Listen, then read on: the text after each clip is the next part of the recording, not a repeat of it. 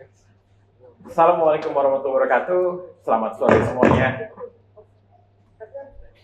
14 tahun yang lalu saya memulai perjalanan untuk menyelesaikan sebuah misi sederhana sih awalnya. Jadi gimana masyarakat di pelosok pedesaan bisa mendapatkan akses permodalan yang terjangkau. Kenapa mau ngambil ide seperti itu ya kan? Kita ngomongin Indonesia dengan berbagai macam masalahnya sebagai negara, negeri yang terus bertumbuh, jadi masalahnya kan macam-macam. Dan salah satu hal yang lumayan resonate ke saya itu tentang ngelihat tentang kemiskinan sama ketimpangan. Nah, kita ngelihat kalau masyarakat di kota udah makin maju, semua akses jauh lebih gampang. Tapi kalau ngomongin mereka yang di pelosok daerah, yang di luar Jakarta, di luar Jawa, itu kan beda banget ya apa yang mereka rasakan dengan apa yang kita rasakan semua nih di kota-kota besar. Nah, itu yang menurut saya kalau ngomongin Indonesia, ya ngomongin gimana Indonesia itu bisa ekonominya bisa merata untuk sampai seluruh pelosok daerah, untuk bisa melihat masyarakatnya juga tumbuh secara merata ekonominya. Dan permasalahan ekonomi dan kesenjangan itu kan jadi sesuatu yang ya kalau misalnya kita bisa turut serta menyelesaikannya, ya kenapa nggak kita mulai gitu? Kenapa? Kan biasanya kalau ngomongin ini pasti ngomonginnya ini perannya pemerintah, ini kalau misalnya kita mau mengerjakan ini ya nanti aja, kalau misalnya kita udah punya banyak duit baru kita berbagi kepada masyarakat kecil, baru kita berdonasi. Nah, saya melihatnya gimana kita membangun bisnis yang bisa turut serta menyelesaikan permasalahan ekonomi, permasalahan sosial yang ada di masyarakat. Nah, dan menurut saya salah satu solusi yang bisa kita bangun untuk mengakselerate masyarakat bisa keluar dari kemiskinan itu mulai dari akses permodalan. Gimana kita bisa memberikan akses permodalan yang terjangkau buat masyarakat di daerah, karena masyarakat di UMKM informal ini, pedagang-pedagang kecil, mereka yang jualan di kampung ke kampung, mereka yang sehari-harinya keliling kampung, jualan makanan, jualan sembako, jualan peralatan perabotan rumah tangga, gitu-gitu kan, udah tahu gitu, mereka mau menjalankan bisnis apa, rutinitas hariannya apa, kalau misalnya dagang, siapa yang mau beli, nah itu sebenarnya udah jadi kesehariannya mereka, udah tahu mereka marketnya di mana. Cuma memang isunya kan selalu ke modal lagi, ada modalnya susah, mau dapat modal, layanan perbankan nggak segampang itu buat menjangkau sampai ke daerah-daerah, apalagi ngomongin mereka yang ya masyarakat piramida terbawah, karena kan kalau ditanya punya sertifikat, punya jaminan, itu kan juga nggak segampang itu gitu, belum lagi transaksi keuangan mereka di perbankan nggak sebanyak itu gitu kan. Nah, belum pakai layanan keuangan perbankan juga, karena memang nggak perlu, karena mereka masyarakat tetangga-tetangganya atau customernya bayarnya tunai, habis itu mereka belanja lagi buat kebutuhan raw materialsnya juga tunai. Jadi siklusnya tuh nggak masuk ke sistem keuangan gitu loh, siklus bisnisnya. Nah, saya mau mulai dengan misi istilahnya tuh microfinancing ya. Kalau kita mengenal yang namanya microfinancing itu bisnis model sederhana, gimana kita memberikan akses permodalan buat masyarakat kecil, dan mereka bisa mendapatkan modalnya untuk menjalankan bisnis. Kalau ngomongin 2010 ini 14 tahun yang lalu lah ya, itu dengan Rp500.000 tuh itu sangat bernilai buat UMKM kecil, buat mereka jalanin bisnis. Rp500.000 mereka beli mesin jahit, mereka bisa beli mesin jahit, mereka bisa produksi lebih banyak baju yang mereka jualin. 500.000 mereka beli kambingnya nggak usah diapa-apain dulu lah ya. Kalau sekarang kan harga kambing udah 10 kalinya, udah 5 juta dan 4 juta gitu kalau mau lebaran haji. Tapi 500.000 beli kambing, dibiarin di kebun, habis itu kambingnya gede, pas lebaran haji udah bisa dijual 2 kali harganya. Atau misalnya bisa beranak lagi lebih banyak. Tapi hal-hal kayak gitu. Jadi beli sembako yang tadinya di warung, dia punya warung, dia cuma jualan keripik-keripikan, habis itu bisa dapat modal kecil, aset warungnya lebih gede, bisa selain jualan keripik, bisa jualan uh, uh, sayur-sayuran, ikan, jadi lebih bervariasi warungnya dia. Nah, itu microfinancing secara sederhana. Tapi kan eranya udah berubah lah ya. Eranya berubah, yang namanya microfinancing di 2024 kayak gini, atau mungkin kita melihatnya juga akses ke modal juga bisa lebih inovatif gitu kan. Nah, eranya udah era teknologi, era digital, di mana kita tetap bisa memberikan akses permodalan buat masyarakat di daerah, buat UMKM. Nah, istilahnya sekarang marketplace lending gitu. Jadi kalau teman-teman semua biasa pakai marketplace buat belanja barang segala macam, nah, kalau itu kan e-commerce sudah banyak.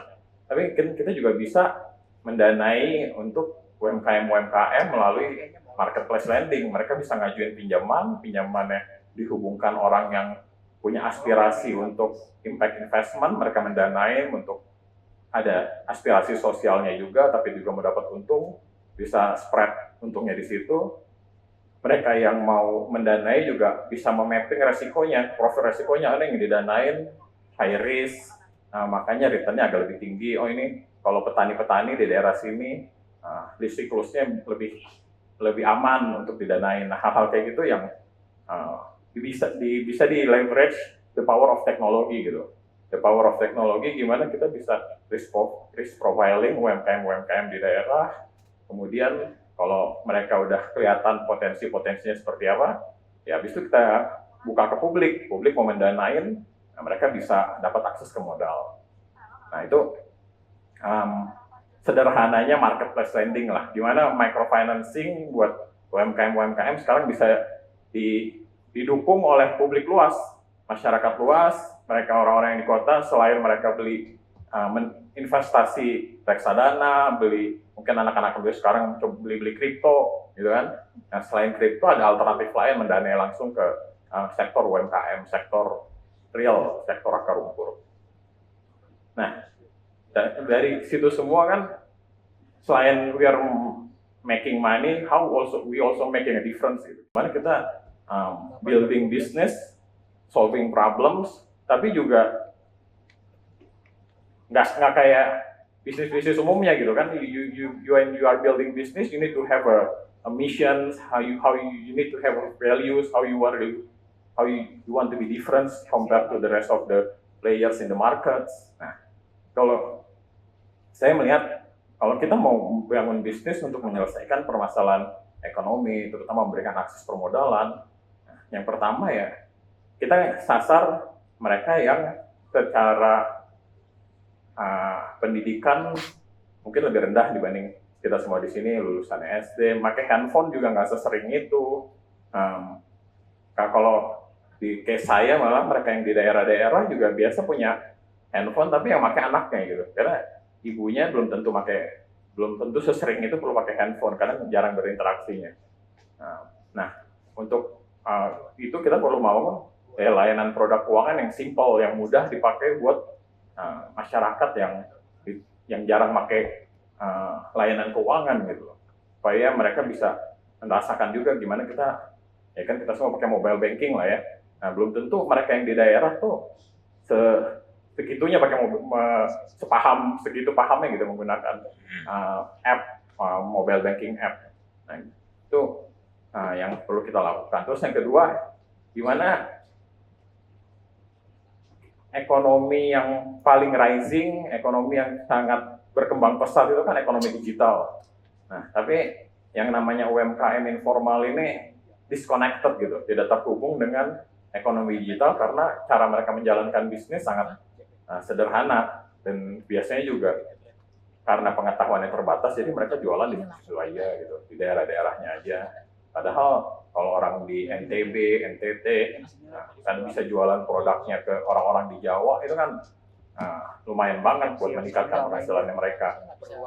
Nah, itu menurut saya penting buat kita juga melihat gimana kita meleverage teknologi selain kita memberikan produk yang simple, yang mudah buat mereka, kemudian kita juga bagaimana kita memberikan akses buat mereka membuka market baru gitu loh. Nah, membuka market baru dengan layanan yang bisa dipakai sama mereka.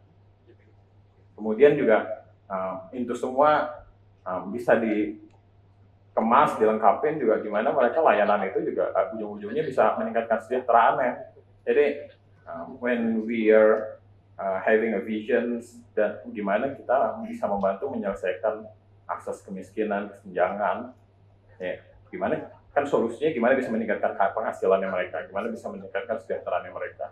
Dan when we are building products, financial products, kemudian dihubungkan dengan ekonomi digital, ya ujung-ujungnya gimana kita mengemas itu semua supaya penghasilannya bisa meningkat. Nah, yang menarik dari apa yang saya jalankan itu, kan kita fokusnya tuh ke woman SME, jadi ibu-ibu pelaku UMKM informal. Jadi biasanya yang kerja di dalam satu keluarga kan bapaknya yang kerja, jadi sama case-nya dengan saya, jadi saya yang kerja buat keluarga gitu kan. Nanti tapi kan untuk masyarakat kecil, ketika cuma satu orang yang kerja, terutama mereka yang bapaknya kan biasanya blue collars atau buruh lah ya mereka kerjanya, jadi penghasilannya pasti segitu-segitu aja, beda sama karyawan yang ada career progression-nya, setiap tahun naik gaji, nah itu yang membatasi income, membatasi orang-orang di piramida bawah buat bisa naik kelas. Makanya how to invent, gimana bisa diintervensi, kita kasih akses modal buat ibu-ibunya, supaya ibu-ibunya ikut berperan serta, supaya double the income of the family, bantu support penghasilan bapaknya juga. Nah, sekarang udah tahun 2024 gitu, dan kita ngelihat Indonesia yang sebesar ini, kesenjangannya juga belum segitunya menurun gitu kan. Yang Jakarta makin maju, kota-kota besar mungkin terus bertumbuh, tapi yang di daerah-daerah juga masih struggling untuk membangun industrinya. Nah, apa yang kita lihat perlu kita bangun ke depan adalah bagaimana infrastruktur keuangan itu bisa dibangun untuk seluruh lapisan masyarakat. Jadi kita mau ngambil peran untuk melangkah lebih jauh gitu dibanding kalau misalnya kita melihat fintech semuanya memang fokusnya ke perkotaan, mereka yang udah pasti pakai app, dikasih layanan produk investment, dikasih layanan produk payments atau lending, tapi yang di daerah-daerah kan nggak terjangkau gitu. Nah, ya menurut saya yang penting itu gimana kita mau mengambil langkah lebih jauh untuk yang di daerah-daerah yang belum punya akses ke digital, kita bantu bangun infrastrukturnya. Ya, itu yang menurut saya bisa menjadi turning point-nya gimana ekonomi kita tuh bisa lebih inklusif gitu secara pertumbuhannya. Nah, ini kan perjalanannya juga panjang gitu. Yang namanya bangun bisnis nggak gampang untuk terus tumbuh gitu. Nah, bangun bisnis 14 tahun perjalanan, jadi entrepreneur tuh yang seru itu setiap tahunnya kita terus mau berevolusi, kita terus mau tumbuh, kita terus mau melihat gimana impact kita tuh bisa menjangkau lebih banyak lagi, menjangkau masyarakat lebih luas lagi, lebih besar lagi. Dan ujungnya kan kalau bangun bisnis, gimana bisnis itu bisa menjadi aset untuk negeri, dipakai untuk seluruh masyarakat merasakan value-nya, dan ya it's a long road lah, perjalanannya panjang, dan itu yang akan kita bangun di Amarta. Nah, kalau saya melihat kalau misalnya kita terus berfokus membangun UMKM kecil yang ada di daerah-daerah, mereka bertumbuh, itu multiplier effect-nya tuh terus berjalan gitu. Mereka bertumbuh untuk keluarganya menjadi lebih sejahtera, komunitasnya jauh lebih kuat, negeri kita jauh lebih tangguh, dan kehidupan kita semua juga jauh lebih baik. Dan mudah-mudahan at that point gitu, yang namanya permasalahan kemiskinan, kesenjangan itu bertahap mulai berkurang, dan kita ngelihat ekonomi Indonesia yang tumbuh lebih inklusif, melibatkan semua lapisan masyarakat Indonesia yang tumbuh lebih sejahtera merata. Mungkin itu sekali cerita dari saya. Makasih banyak semuanya. Assalamualaikum warahmatullahi wabarakatuh.